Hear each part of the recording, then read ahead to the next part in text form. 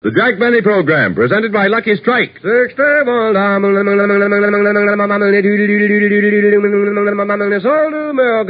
Let your own taste and throat be the judge. For smoothness and mildness, there's never a rough puff in a Lucky Strike. For smoothness and mildness, there's never a rough puff in a Lucky Strike. Yes, let your own taste and throat be the judge. For smoothness and mildness, there's never a rough puff in a Lucky Strike. And that's because LSMFT.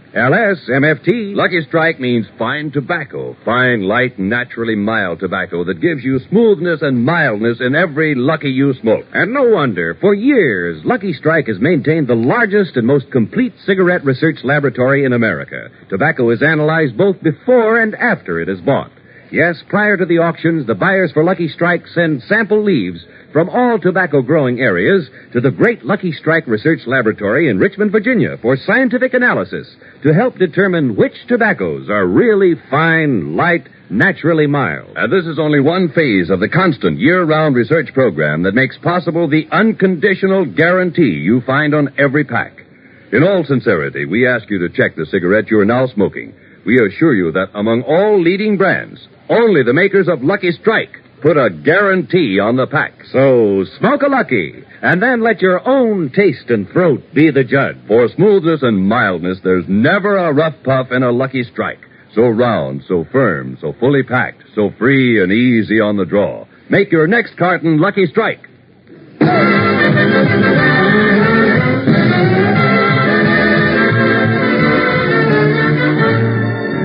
The Lucky Strike program, starring Jack Benny with Mary Livingston, Phil Harris, Rochester, Dennis Day, and yours truly, Don Wilson.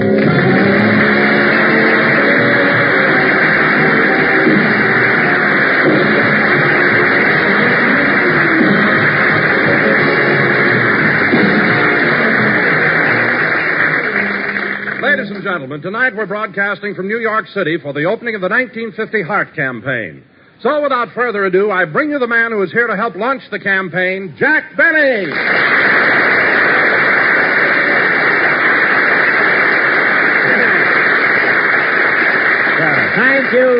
Thank you. Hello again, this is Jack Benny talking, and ladies and gentlemen, as Don said, we are here to help raise money for the 1950 Heart Campaign. It's a very worthy charity, and everyone should donate as much as possible. Well, Jack, do you think everyone will make a donation? Don, if I'm giving, how can anyone refuse? But tell me, Don, have you been doing anything exciting since we've been here? Oh, I certainly have, Jack. I've seen several shows, and I've been to some nightclubs, but early Wednesday morning I got the biggest thrill of all. The government invited me to come to Norfolk, Virginia. Really? Why? Well, I don't know, but when I got there, they took off my clothes, pushed me in the ocean, the tide went up, and the mighty mole floated away.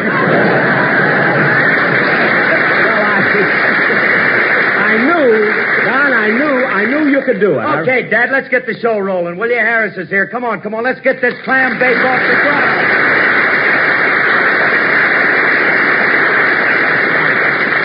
Hiya, Jackson. Well, if it isn't dear hearts and drunken people.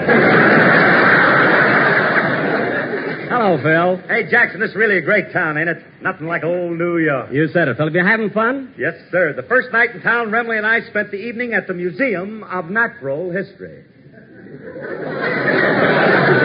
Phil, the museum. And the next night we went to Carnegie Hall, Thursday night Grant's Tomb, Friday night the planetarium, and last night we conducted on a tour through the Botanical Gardens.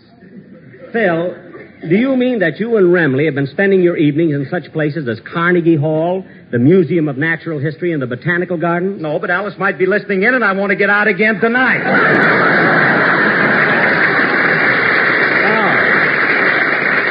Oh, I see. Say, Jackson, you know the night I said that Frankie and I went to Grant's Tomb? Yeah? We were stiffer than he was.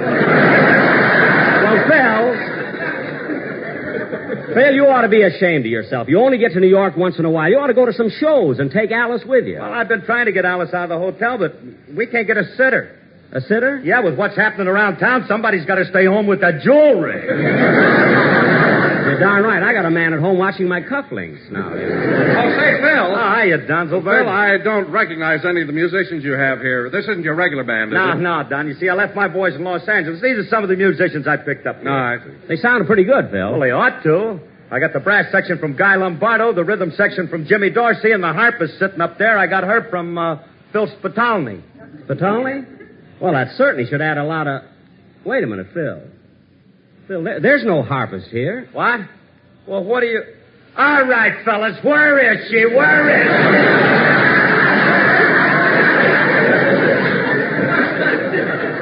she? Phil, don't yell so loud. People will think that... Hello, fellas. Hi, Jack. Oh, hello, Mary. Hello.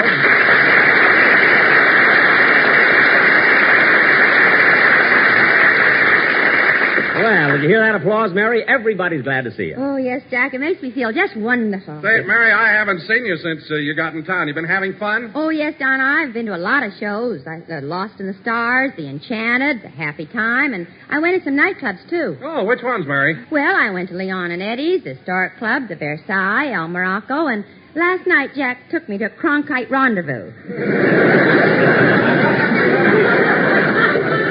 Yeah.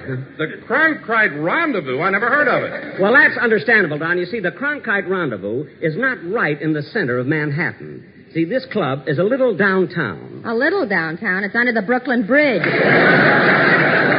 Mary. On the Brooklyn side yet. Oh, brother, what a joint. What do you mean, joint? It's the only nightclub I ever saw where you enter through a turnstile.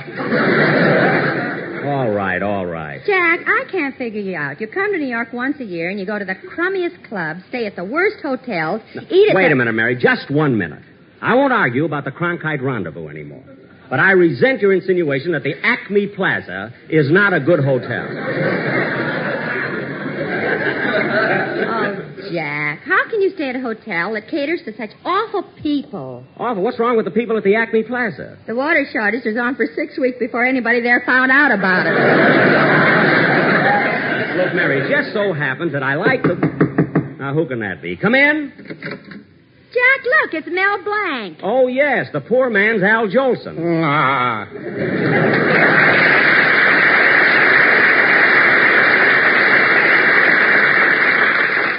Okay, Mel, you can go now. Go? Yes, you came in, you did your bit, you got your laugh, now go. But back in Hollywood, you said if I came to New York, you'd give me a big part in your program. I'm sorry, we haven't got time for it now. But I sold my furniture and hucked my watch to raise the money to come here. Mel. I bought a train ticket. I said goodbye to my wife and kids. Traveled 3,000 miles, and for what? Just to say, Mel, you better go. I won't go. Back in California, all my friends are sitting by the radio waiting to hear me on your program. And all I get to say is, Well, I won't go. Do you hear? I won't. But, Mel, I don't need an imitation of Jolson. Mel! You can't do this to me. Not after all I've done for you. I even went to the trouble to get your due bill at the Cronkite Rendezvous. Mel, go already. Just a second, Jack. Huh? Did you have the nerve to get a due bill to that awful nightclub? Mary, believe me, there's nothing wrong with that club. The atmosphere is nice and the food there is wholesome. I said wholesome.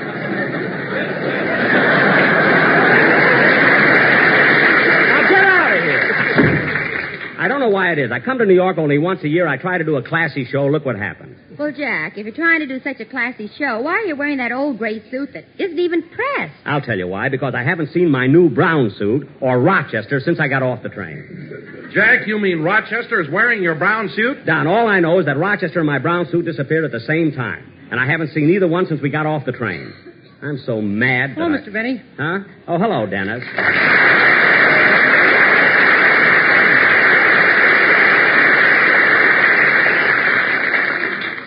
I'm so mad that for 2 pins... I'd like to talk to you, Mr. Benny. Later, kid. I'm so mad that for 2 pins... Oh, Jack, calm down. I won't calm down. I'll bring Rochester all the way to New York to take care of my personal things so I can be free to do a show, and look what happens. Can I talk to you now, Mr. Benny? I have to unpack my clothes, iron my own shirt, shine my own shoes. And on top of that, my new brown suit is missing. Can I talk to you now, Mr. Benny? All right, all right. What is it, Dennis? I want a raise.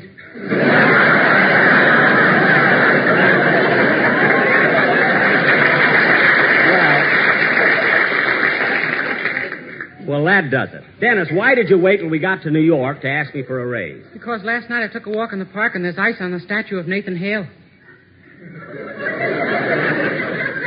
There's ice on the statue of Nathan Hale? What's that got to do with it? My mother said you give me a raise when Hale freezes over.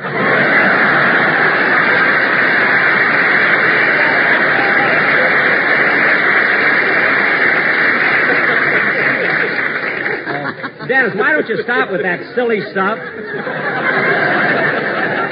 Dennis, stop with that silly stuff and do your song. Okay, but how about my raise? Forget the raise. You're making plenty of money with your 2 shows and your personal appearance. Dennis, are you making a personal appearance? Yeah, Mr. Benny booked me into the Cronkite Rendezvous.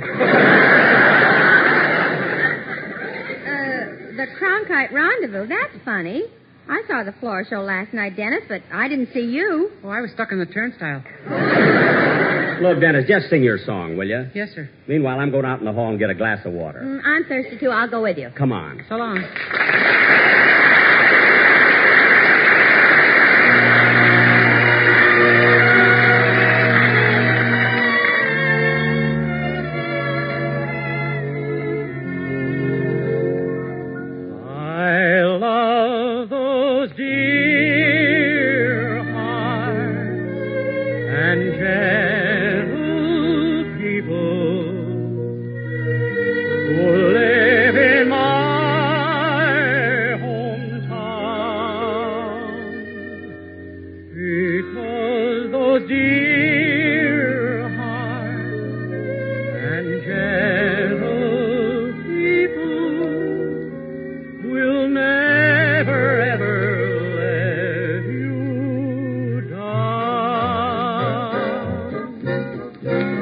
They read the good book from Friday till Monday. That's how the weekend goes. I've got a dream house I'll build there one day with picket fence and rambling rose. I feel so welcome each time that I return that my happy heart keeps laughing like a clown. I love the dear heart and gentle people who live and love in my hometown. There's a spirit in the air that you can't find anywhere. Folks are cheerful 'cause they're always feeling fine. Every holiday is grand for the local leisure band. We'll be sure to be parading rain or shine. I love those dear hearts and gentle people who live in my hometown.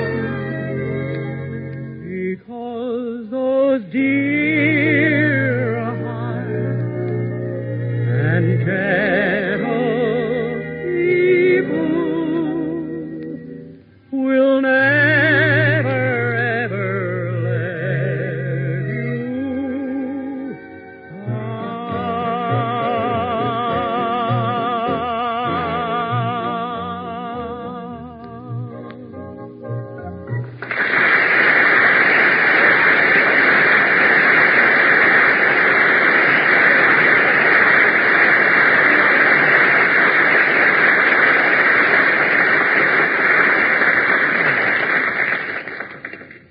Gee, I was thirsty. Me too. We better get back. Dennis just finished the song. Oh, you go in, Mary. I want to get a package of cigarettes. There's a machine over there. Yada-dee-da-dum, da-dee-da-dum, da-dum, dum-dee-da-da-dum, da-dum, dum-dee-da-da-dum. Gee, what a fancy cigarette machine. Hey, Bud. Bud. Huh? Come here a minute.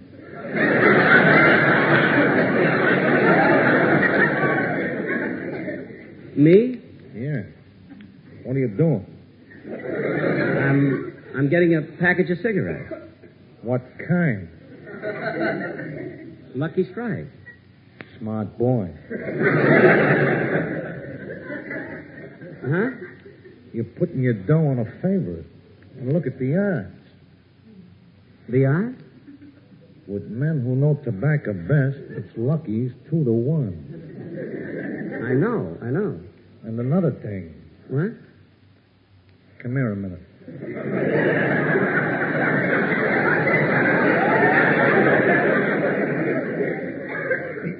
Huh? According to the smoking form, Lucky's have been picked by experts. Yes, I know. And look at the breeding. The breeding? It's by American Tobacco out of Goldsboro, North Carolina. Well, thanks very much. You going to get a pack of Lucky's? Am I going to get a pack of Lucky? Yeah. Come here a minute.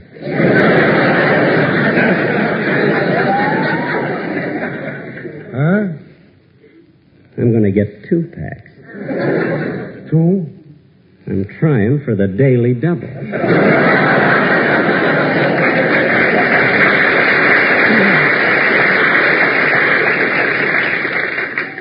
Smart boy.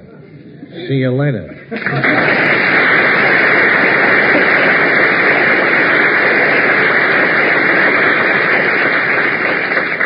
Well, I got my luckies. I better get back on the stage.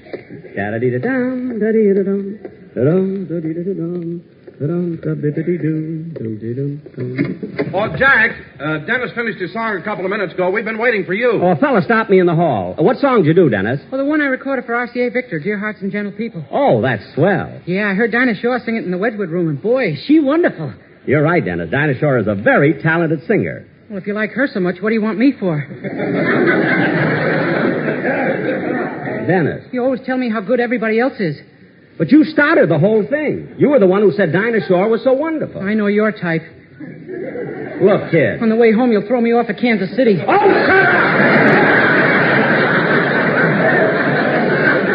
I said she's wonderful. Now, Mary, in all your life, did you ever see such a silly kid? Well, Jack, you know how he is. Remember what happened when we were here 3 years ago? What was that? You told him to get tickets to Oklahoma, and a week later he called us from Tulsa. Anyway, I don't know why I let him bother me when I got other things to worry about, like Rochester, for instance. I can't understand why he wouldn't... Hey, wait a minute. I just thought of something. I got a phone number here that he... I'll bet I'll find him there. Here it is. Mary, hand me the phone. Here you are. Thanks. Now, Jack, don't get too mad at him. Leave it to me, Mary. Bet you I'll find Rochester here. Hello? Hello? Hello? This is the Harlem Social Benevolent and Spare Every Thursday Club. I'm looking for Rochester. Is he there? Come again? I'm looking for Rochester Van Jones. He works for me. Are you Mr. Benny? Yes. Uh-oh. What do you mean, uh-oh? Is Rochester there or not? Well, this place was on his itinerary, but as soon as he won, he left. He won? Yeah. But next time, we won't be so sympathetic. What do you mean, sympathetic? When Rochester came through the door on one knee, we thought he was hurt. So the benevolent members of our club knelt down to see what was the matter. Uh-huh. And before we could diagnose the case, we were in a game of Harlem canasta.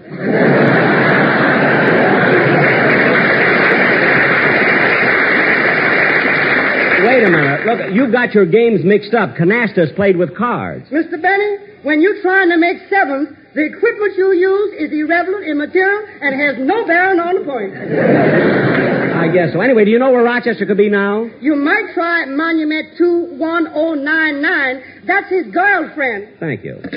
Would you have any luck, Jack? No, but the man gave me another number. I'll try this one. I'll find Rochester if I have to call every place in Harlem.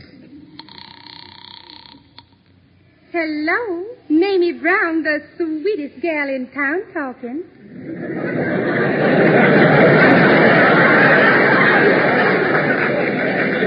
Miss Brown, this is Jack Benny. Oh. Look, I'm trying to get in touch with Rochester. Is he there? He was here. Oh. Well, do you think he'll come back? In all modesty, I can guarantee that.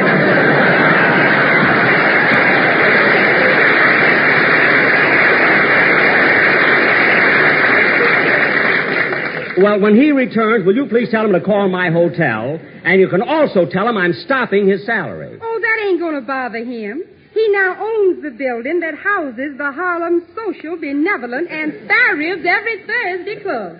Oh, yes, I heard about that. He wins from everybody, doesn't he? Yeah. When I opened the door and he came in on one knee, I thought it was a proposal. Oh. Well, where do you think I can reach him now? Well, he left a number here. Lehigh 41598. Lehigh 41598. Is that another girl? If it is, I'm going to cut your brown suit to ribbons.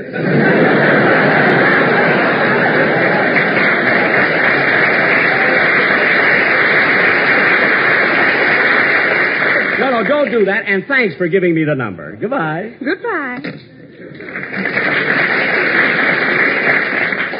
Lehigh 41598. Oh, Jack, we've got to get on with the program. In a minute, Don. Well, at least I'm making some progress. I'll catch up with Rochester yet. Hello, Lenox Avenue. Come as you are, cocktail bar.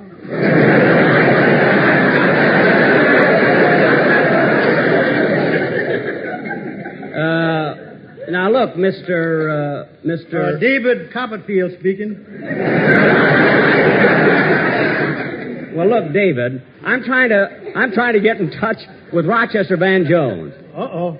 This is Jack Benny. You heard me. Uh-oh, didn't you? But what about Rochester? Is he there? No, he just left. Oh, then he can't be very far. Well, I don't know. It's amazing how he gets around on one knee. Oh, he won from you, too, huh? Yeah, and please make this short. I'm cold standing here without my pants. Oh, I'm not interested in that. When Rochester left, did he leave a number? No, sir. He made every one of them.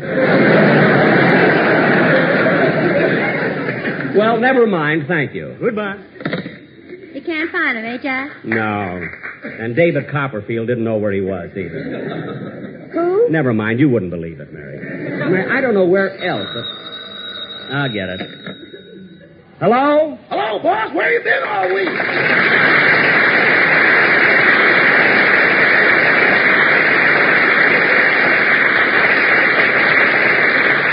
Where have I been? Rochester, I haven't seen you since we arrived in town. And I called every hot spot in Harlem that has a telephone. At the hot ones, you can't hear it ring. I don't doubt that. Now, look, you knew there was a lot of unpacking to do. My clothes had to be pressed. Now, when you got off the train, where did you go? Boss, when I left the railroad station, I went right to the door of your hotel, ready to work. Uh-huh. And just as I was about to enter, a black cat crossed my path.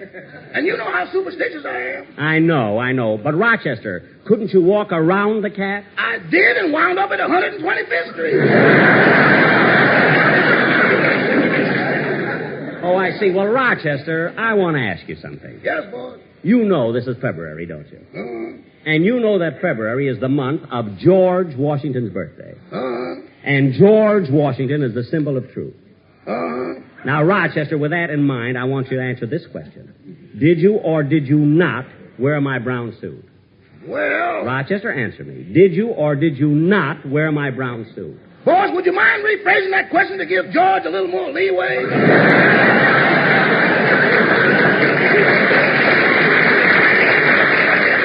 I'm not rephrasing anything, and I haven't time to argue with you. Where are you right now? Just a minute. What's this address here, Sugar? 31 Lenox Avenue, honey. 31 Lenox Avenue, honey. Rochester, who are you talking to? Is that Mamie Brown, the sweetest gal in town? No, this is Rebecca of Sunnybrook Farm.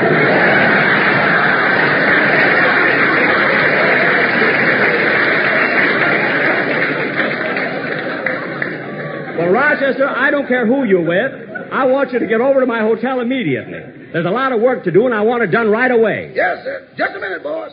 Say, Sugar, I gotta go now. Okay, Rochester. But don't forget, you're taking me to the Savoy Ballroom tomorrow night. Oh, I can't do that, Sugar. I'm taking Mamie Brown. You ain't going to the Savoy Ballroom with nobody but me, Rochester. Oh, yes, I am. Rochester, if I catch any other girl there with you, she ain't gonna have an enchanted evening. What? She's gonna meet a stranger across a crowded room. Look, honey. And once I've found her, I'll never let her go. Rochester, what's going on there? She's auditioning for a part in South Pacific. Now, you listen to me and get right over to my hotel. Goodbye. Goodbye. I don't know why it is. I have the same trouble with them every time I come to New York.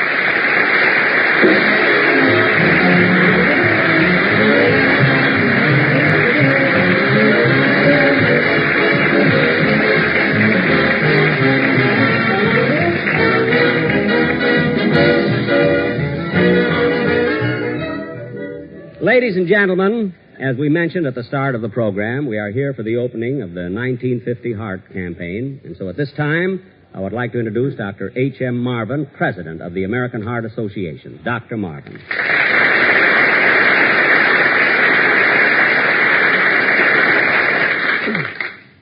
Jack, I want to thank you and your entire cast on behalf of the American Heart Association for coming to New York to open the 1950 Heart Campaign. Heart disease is our greatest challenge because it takes more lives than any other illness and causes tremendous disability. In radio, you have a sponsor to back your show. The American Heart Association, however, must count on the American public to back its program. The need is very great, and in order to meet it, we have set a goal of $6 million to be used for research, for education, and for community service.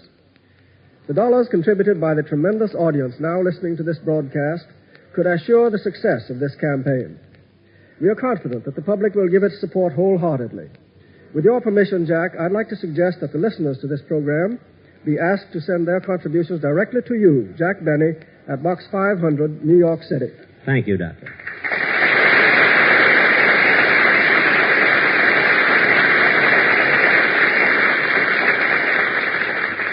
Jack will be back in just a minute, but first... Let your own taste and throat be the judge. For smoothness and mildness, there's never a rough puff in a Lucky Strike. And that's because LSMFT, Lucky Strike means fine tobacco. Fine, light, naturally mild tobacco. Listen to the words of a tobacco expert, Mr. Charles Thomas Randolph, an independent tobacco buyer from Kinston, North Carolina. Recently, he said, I've been learning about tobacco for 31 years. And during that time, I've seen the makers of Lucky Strike buy fine quality tobacco. The kind of tobacco that's bound to make a real good smoke. I've smoked Lucky's myself for 23 years. Millions of smokers, including the famous movie and television star Robert Montgomery, take a tip from the tobacco experts and smoke Lucky Strike. Just recently, the popular Robert Montgomery said, Lucky's are really smooth. That's why I smoke them regularly. Yes, every regular Lucky Strike smoker knows there's always smoothness and mildness in every puff. So for your own real deep-down smoking enjoyment, light up a Lucky. Let your own taste and throat be the judge. There's never a rough puff in a Lucky Strike. Get a carton today.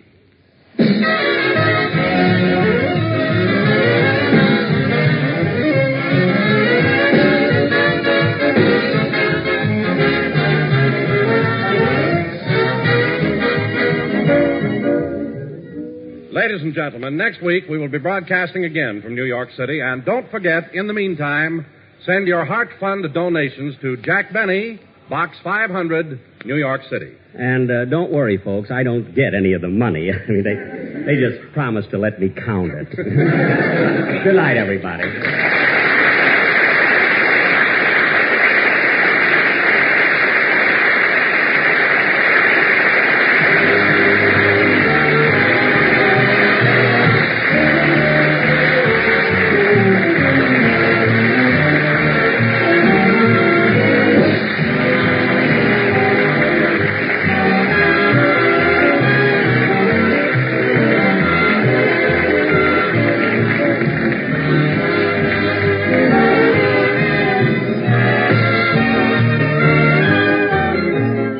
Gentlemen, don't forget, send your Heart Fund donations to Jack Benny, Box 500, New York City.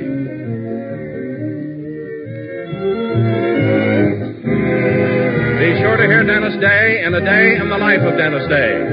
Stay tuned for the Amos and Andy Show, which follows immediately.